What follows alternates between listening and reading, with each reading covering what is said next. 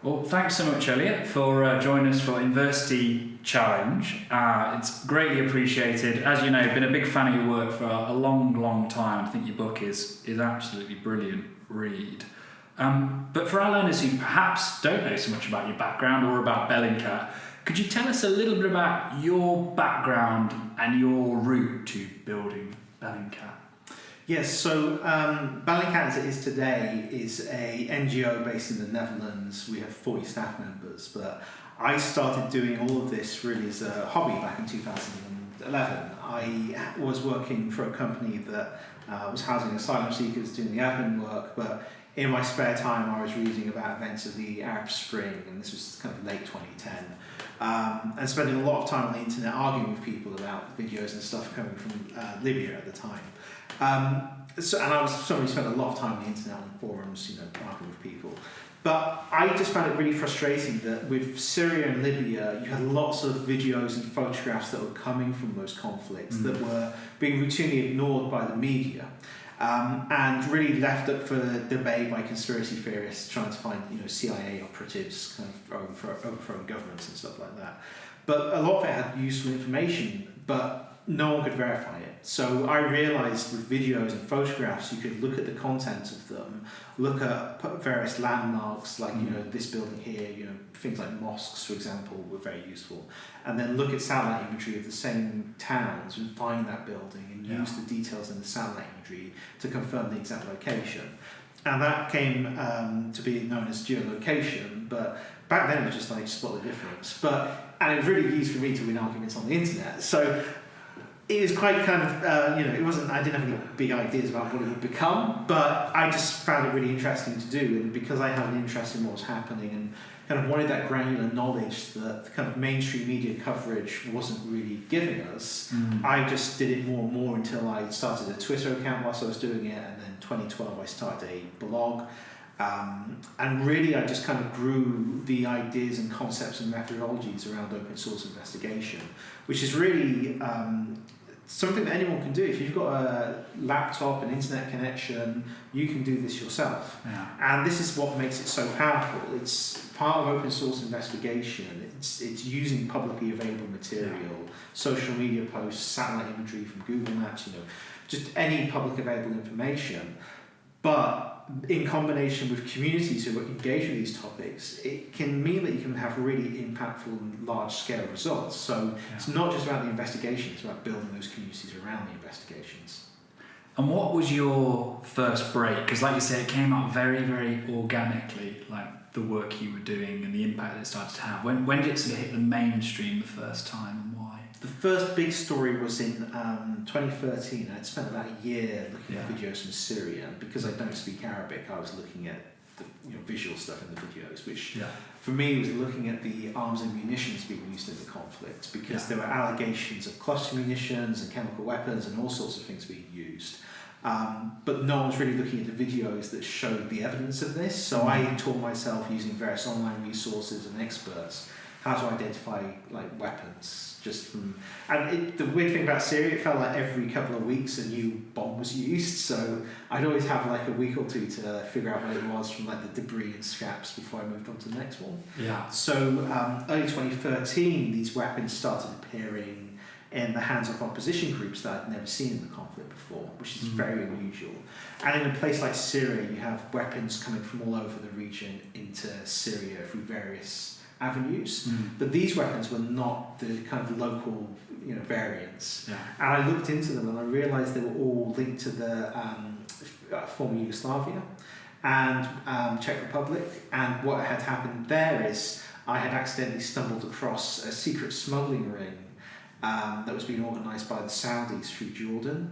And I collected all these videos of these rebel groups using these weapons and figured out who the rebel groups were and their political associations, and they were all linked to the same this group called the Friends of Syria, which is basically the Western states and the Middle East states that supported the opposition.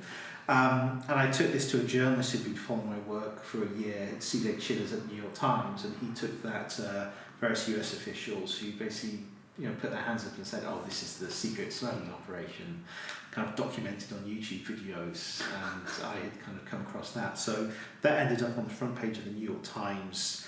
I then had a bunch of news organisations come to my house each day to, like, I had a week where I had CNN, Channel 4 News, ARD TV from Germany, and a couple of other news channels each day coming to my house. I think my neighbours thought I'd won the lottery because there's always like some news van parked outside my house.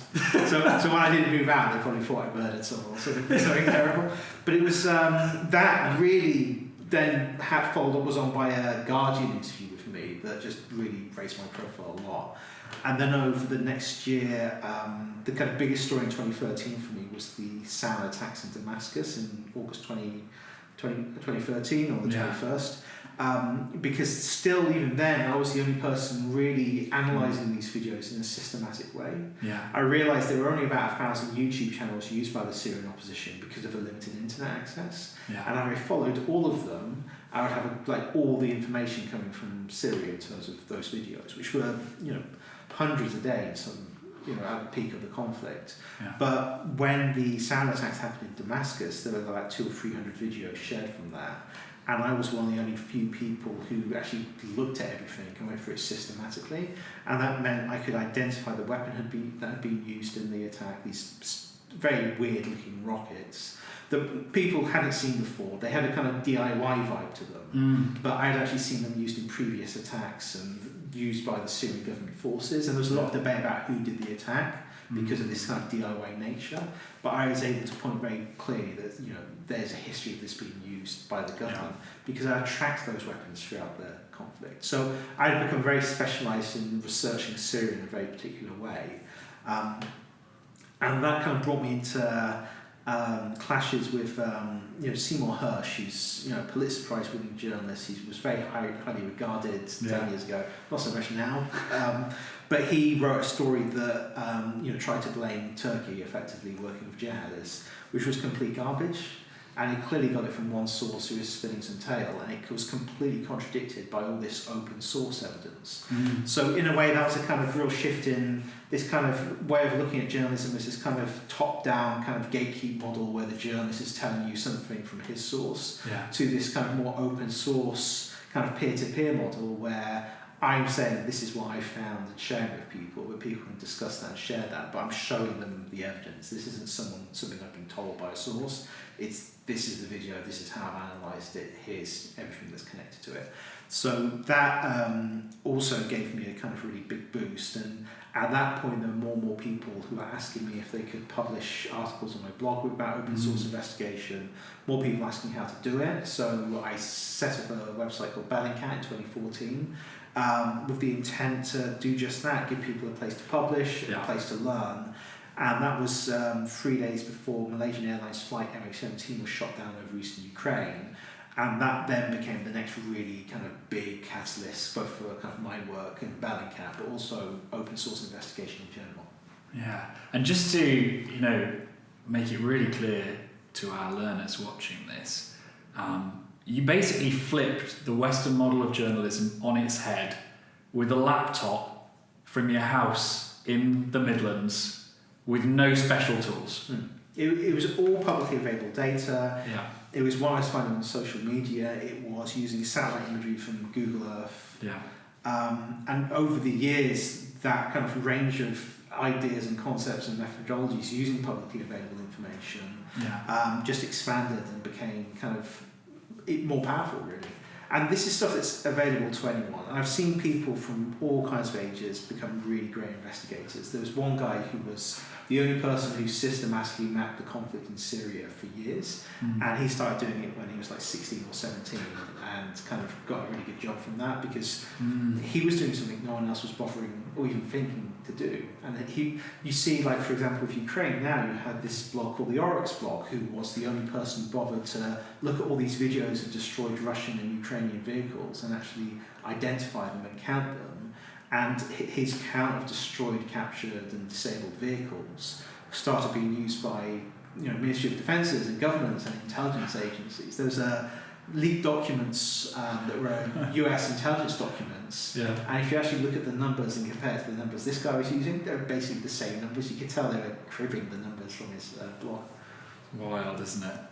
And can you give us a few more illustrative examples, a bit closer to now, because lots of our learners will be quite young, that show where Bellingcat's methods and where it's applied those methods are in the modern day, in the last few years? Well, a lot of our focus over the last 2 years has been the conflict in Ukraine. So one thing we were doing with that is there was a lot of video footage being shared, much like there was in Syria. Yeah. But one lesson we learned from Syria is there's often so much footage, if you don't kind of organise it very early on, it gets too confusing and hard to find 10 years into a conflict.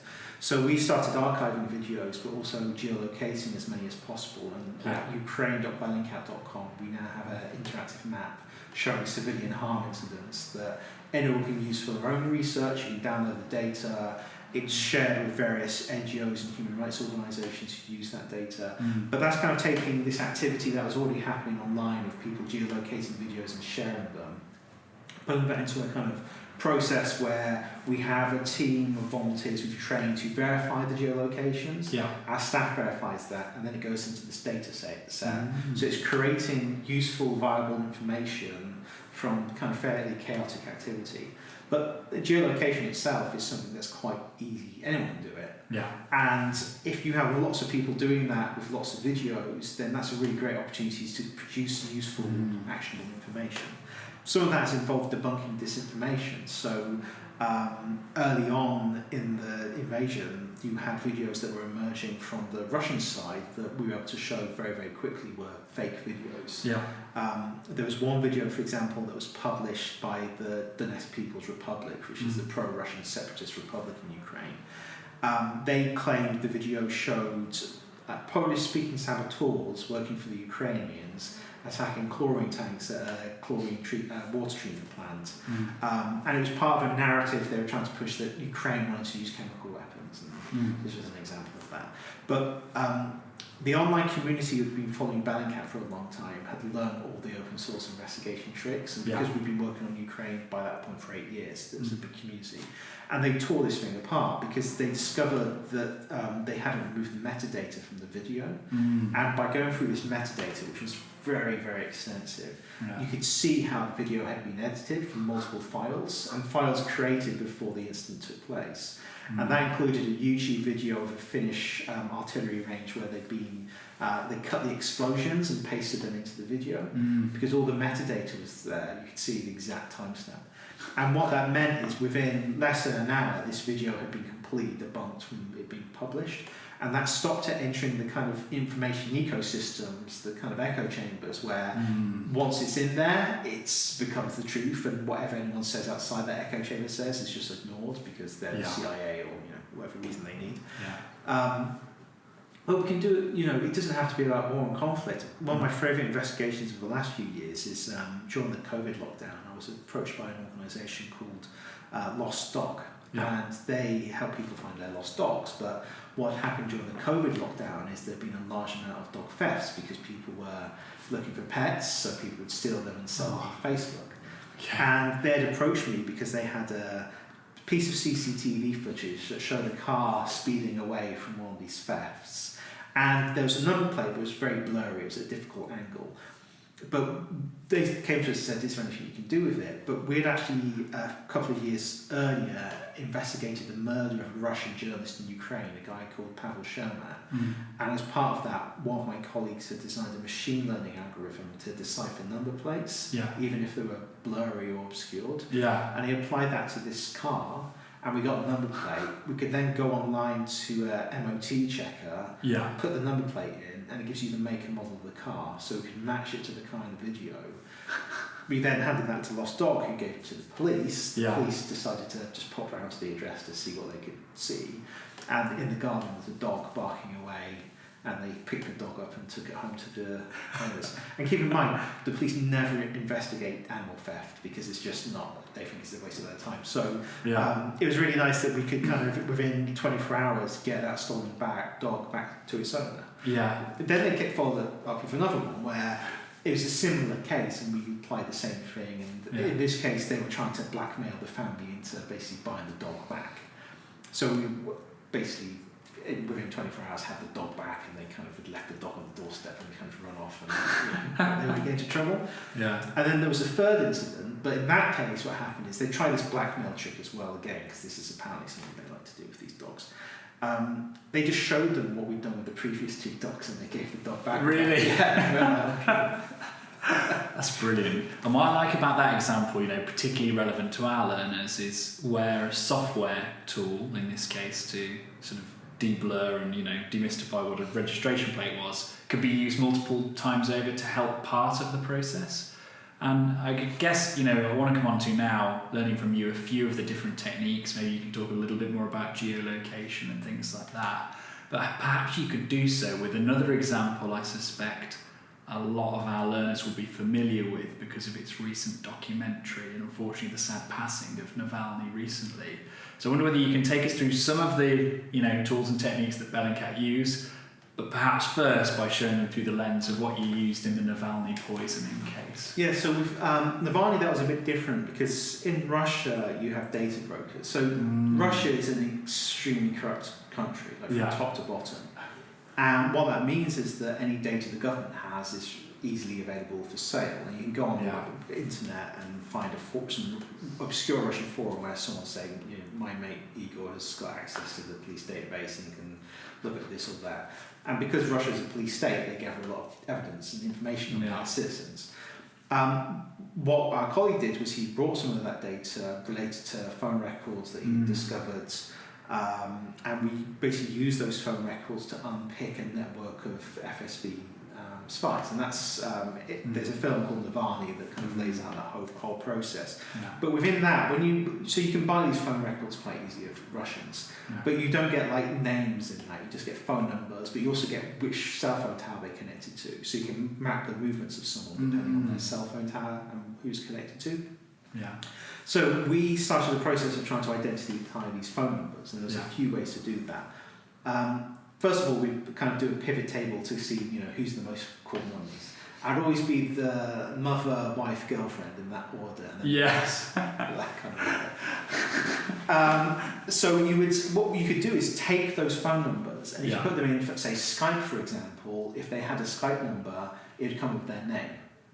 You also had these phone book lookup apps. Yeah. So you've done this yourself. You put in a phone number of someone, it pops up with their name automatically. Yeah. And this happens with a lot of kind of phone book apps, contact apps. And what some people do is when they meet a Russian intelligence officer, they'll put the guy's name, kind of Yuri, FSB, or GRU, which seems insane, but it's what they do. So you have Telegram bots that you can send a number to, and it will send you back the records that are associated on these contact books. And it'll give their full name that someone's put in, or it'll give someone saying Igor, GRU, all that kind of information, or the unit number they belong to, and then you can use that to identify the person and track down exactly who they are and figure out the whole network around this. It's something we've done quite often. There's so many little kind of tricks you apply to these different types of data sets to identify more information from there. It's kind of just exploring the network of information around it and becoming aware of the tools you can use to do that. And some like these Telegram bots are kind of very unusual, but something like geolocation is kind of what I consider a real core skill, because ultimately you need to be able to prove where something was filmed or photographed before you can really prove it's real. And especially now we have AI generated images and now videos that are very good at doing real locations. So you have to have that kind of very granular analysis of this is definitely the place. We use that a lot with MH17, where we had videos and photographs of a missile launcher travelling through eastern Ukraine. And by geolocating those, we had a route it travelled. Then we could use the shadows visible in some of the videos to actually use them as a sundial, because we knew the exact position of the camera, and from that we could use the position of the shadows to get the time of day it was taken. So we had a timeline as well. We like to call that chronolocation, and there's various techniques you can use for that. The shadow is the most obvious one, but another one we used is we were looking at one of the suspects in the poisoning of Sergei Skripal, a GRU officer working for the Russian state, and he had created a Facebook page in the Czech Republic so he could flirt with a young woman he had met there. and he had taken a photograph in the centre of the city he was in, and it was where there's this market, and you could see there were various buildings with their windows open and closed. And what we realised is because it's such a public and commonly visited space, if you got enough videos and photographs from that day, you could actually put them into a very specific timeline and use the opening and closing of windows to figure out what time of day it was when the photograph was taken. So it's using all these different possibilities of creating timelines and establishing things in time and space, and then kind of building out from there. Fascinating. And at the moment, what is the relative proportion of work that's done by a human, applying tips and tricks, and doing things yourself, versus done by specialist, proprietary, or open source software? I'd say it's still nearly 100%, if not 100%. You don't need, generally speaking, special software to do any of this. It's really just piecing up things together. I mean, there are little softwares you can do to, maybe put stuff, edit it and move it into space and stuff like that. But it's not necessary. Yeah. You can do it. Anything you can do with kind of Google Suite and online tools, and it's not difficult to do. And not every investigation has to be like a huge complex thing. Even individually geolocating a video can be valuable, because that then can feed into a larger community effort to build a data set that can be used for analysis. Yeah, and just going a bit further then on that and thinking about where there might be opportunities for software to help, and of course not everything can be automated, far from it, especially when there's a lot of uncertainty. I'd be interested to know what you think are the biggest rate limiting steps at the moment when you're conducting sort of online investigations at the moment.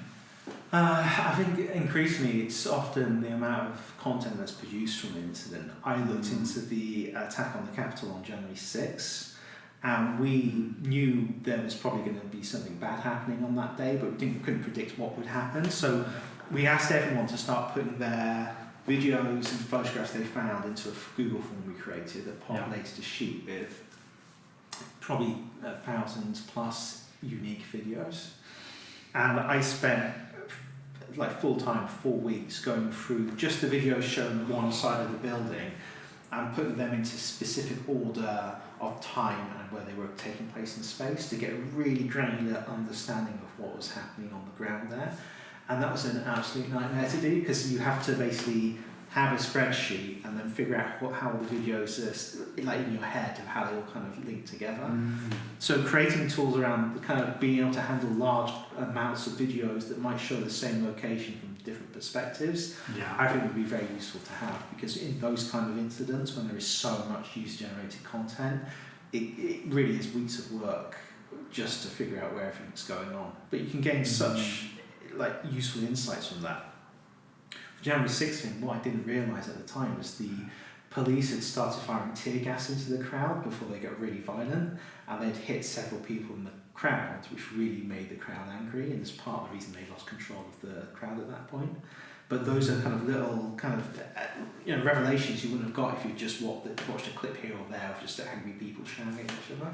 Plus you got to see the rainbow coalition of Trump kind of supporters who kind of emerged, because they weren't all there just for Trump. They all had their own kind of anti-government motivations. Some were proper adrenochrome being farmed from our children, kind of QAnon types.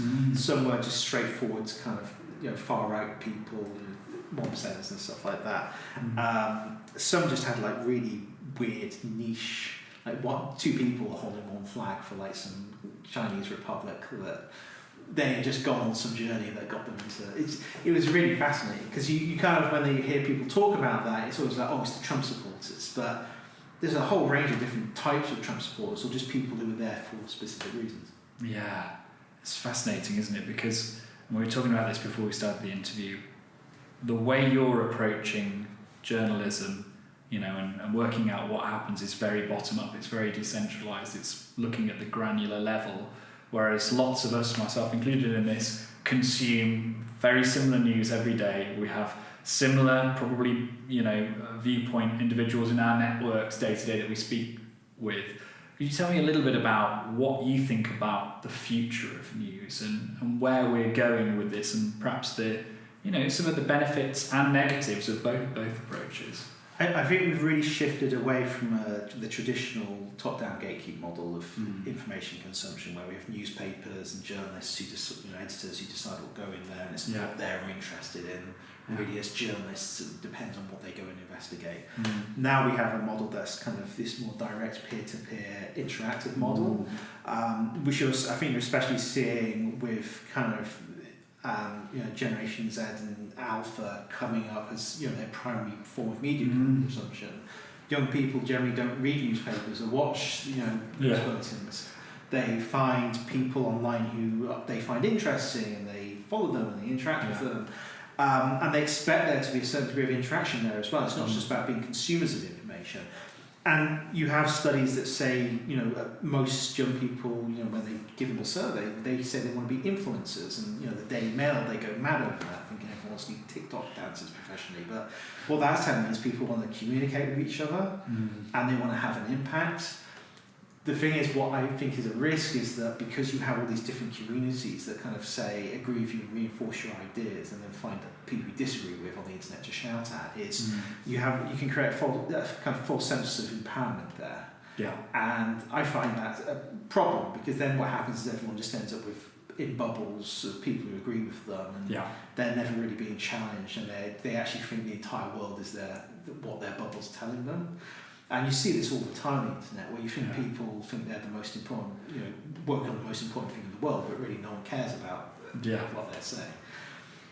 What I think is really important is that we not only show people how to find the truth, but actually show there's value to the truth. Because if you can't actually show impact from the truth, then it just becomes another bubble of tens of thousands of bubbles that exist online.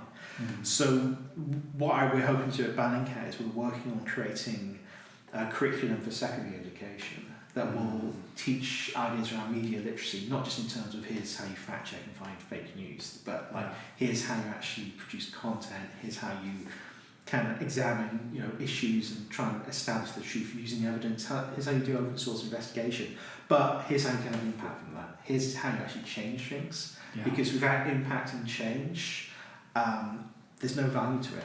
The truth by itself has no value in this modern era. You need it to actually have an impact and change minds. And the problem is we do deal with governments who don't want to deal with the truth. They want to deal with whatever little version of reality their supporters exist in.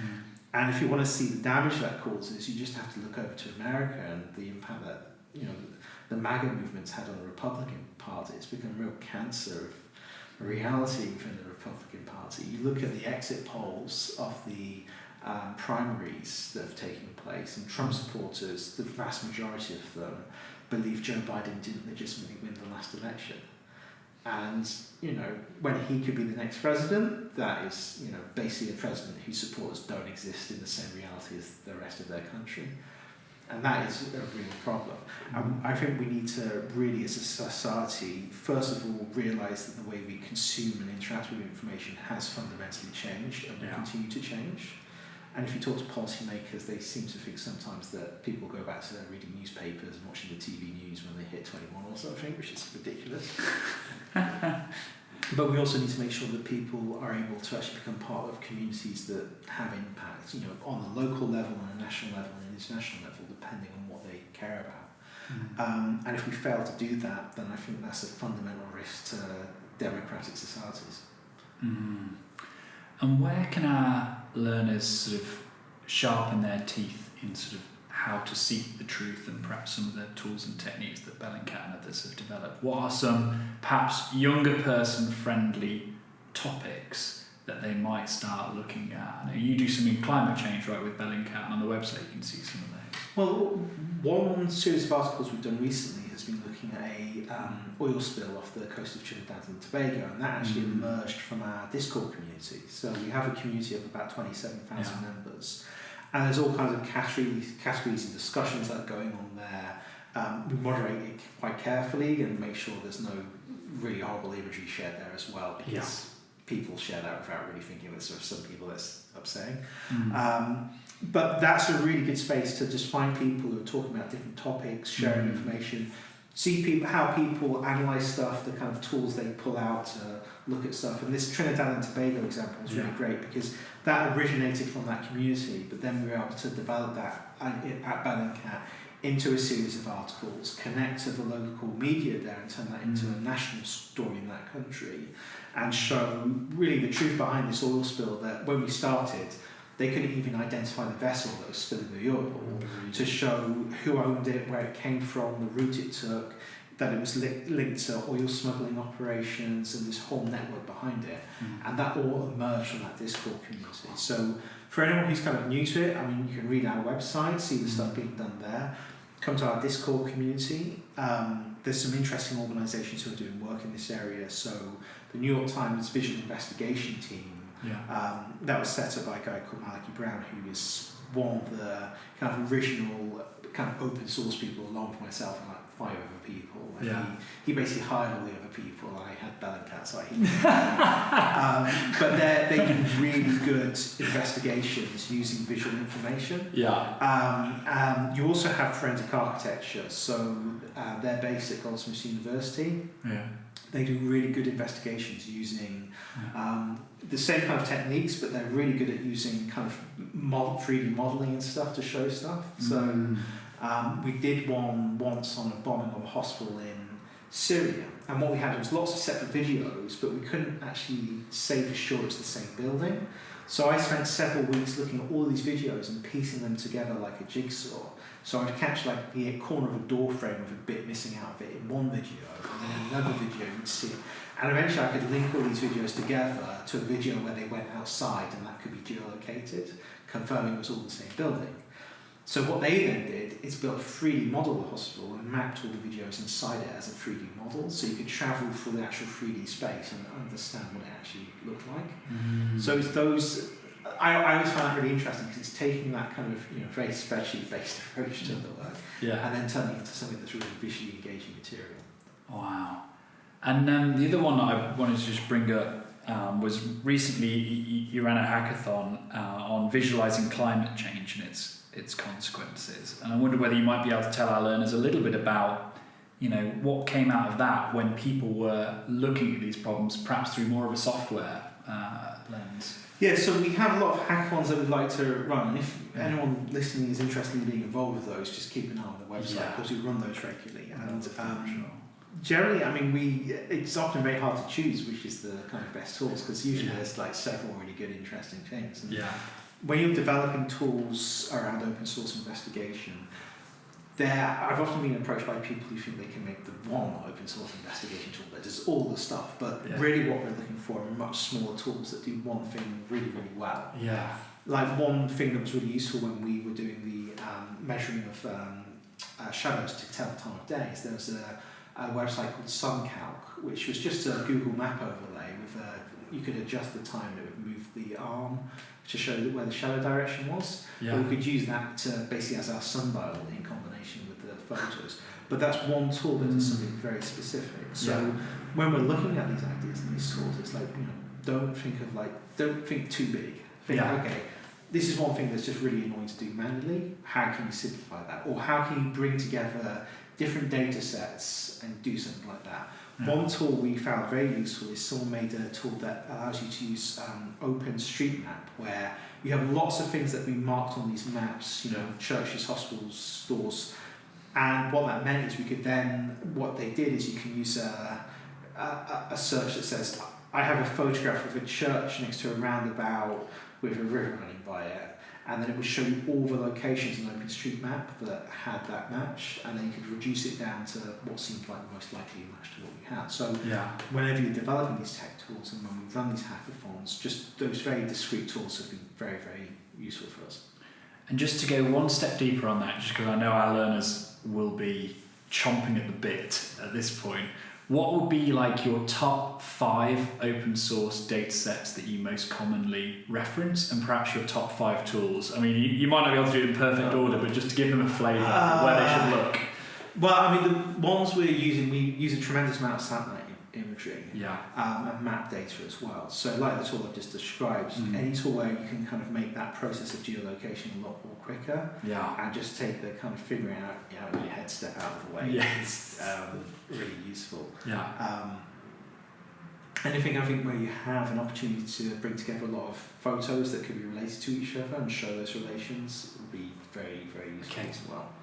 I'm sure I can stretch it to 5 at this point. No, don't worry. Yeah, I mean, there's so many little kind of use cases. Yeah. I wouldn't want to say which one's my... You might show favouritism.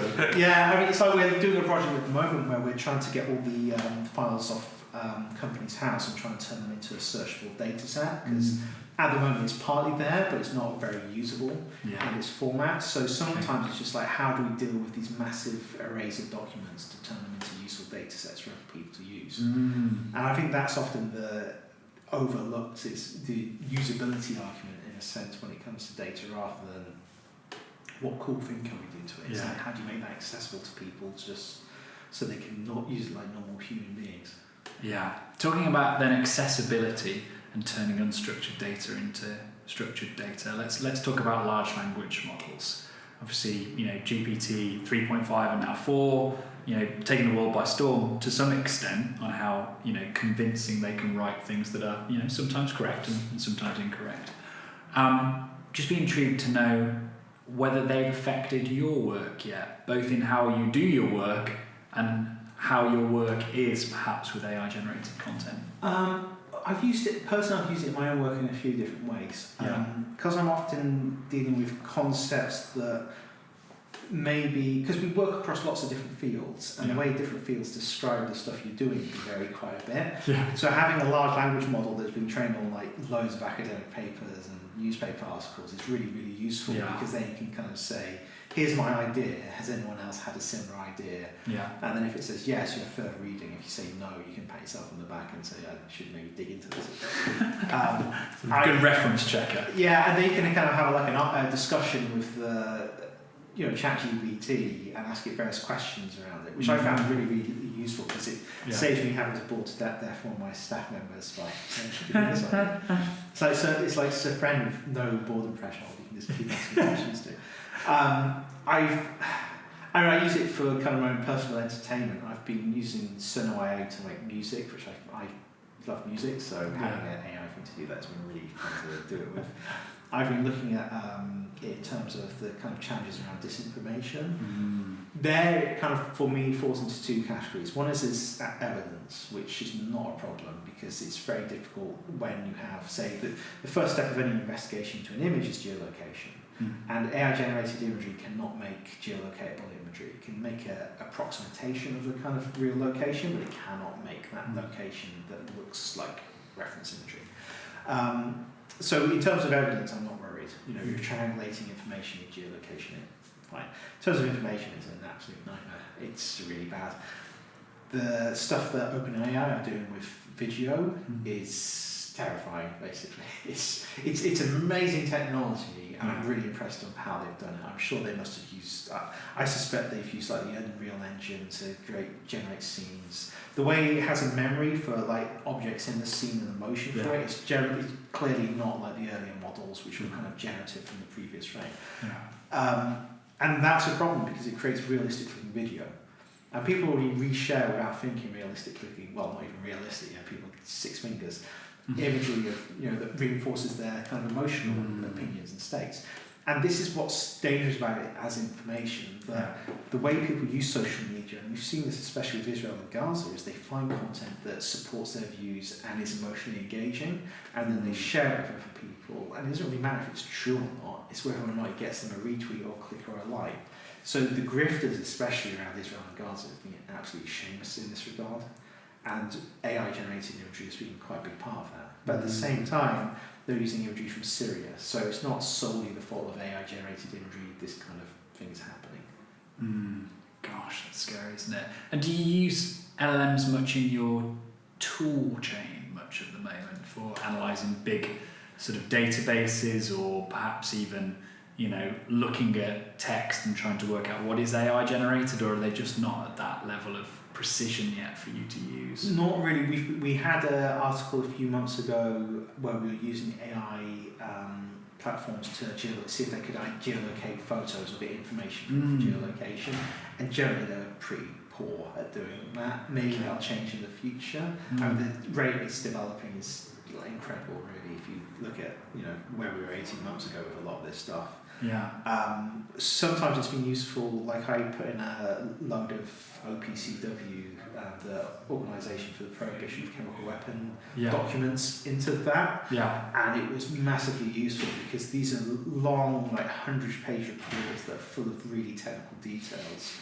They're never put in the context of other reports in many cases. Yeah. So you could then go through and say, which reports have mentioned, this very specific chemical that it would take you ages to find anyway, and then it lists the reports and gives you the context for it. Yeah. So for very specific tasks, when you're dealing with very large amounts of technical documents, it can be really, really useful.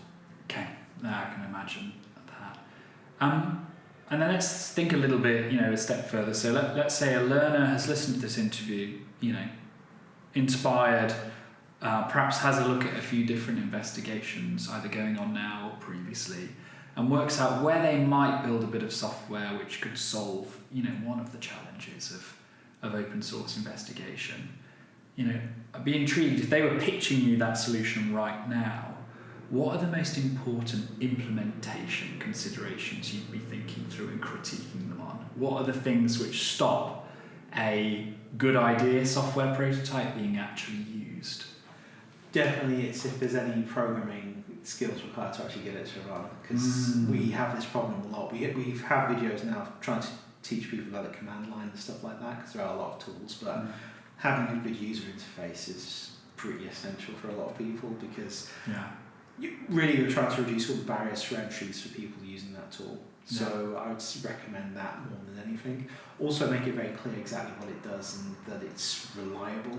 Yeah. Because sometimes people make tools and they say, it scrapes all these tweets, and then you check it and it's only done like 20% of what you're looking for, and you can't figure out where it's not working, and then it's just like, I can't bother now to use it. So make sure it works and make sure it's easy to use is my best advice. Brilliant. And then the final one on that, if you're judging them, when you've judged a hackathon recently, you said it was hard to work out who's the best one. What metrics would you judge a new software tool in? One that it's doing something that's unique. One that is something that it's reliable and it works every time, not just the times when I click the button 20 times to get it to work. One that it does something that is really difficult to do normally with kind of manually. So that Open Street View tool is really, really great, because that's not something you can really do manually, and that allows you to do that and check through a lot of information and reduce, kind of have that kind of triage moment where you can say, okay, I can get rid of all of these and now I've got 10 things to look at, rather than looking at 20,000 different locations. Yeah, okay, that's really helpful.